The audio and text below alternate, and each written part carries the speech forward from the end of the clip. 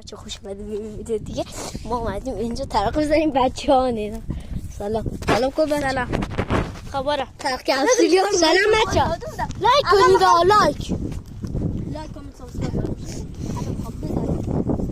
برای اون دنیا. نه اینجوری باید بگیم. ای بابا دوربین برعکس شد.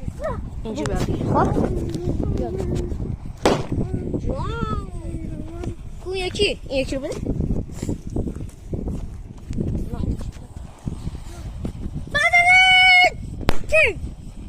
حالا اینو بگیر من برای مصطفی بگیرم. مصطفی بزن.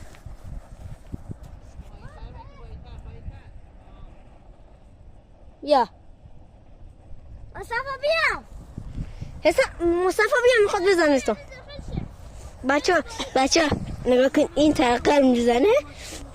شما چیز میشین لایک هم میترکین. لایک رو بتر کنین تو این قسمت. من یک نزدیکی هم یکی برداری اون یک نزدیکی هم جون. حالا اینو هم بگیر که بندازیم داخل آتیش. هنوز بارود داره.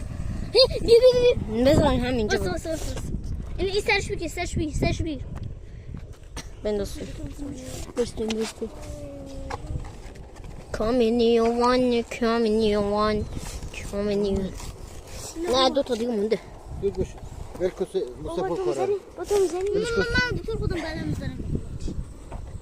بارودش رو خواستم بریزم نمیخواد. این خود تو آتیش بده. خب تموم شد. تا ویدیوی بعد خداحافظ بچه ها. راسته اینو بهتون بگم ترق سیگار رو زدیم. خداحافظ شد. تا ویدیوی بعد خداحافظ.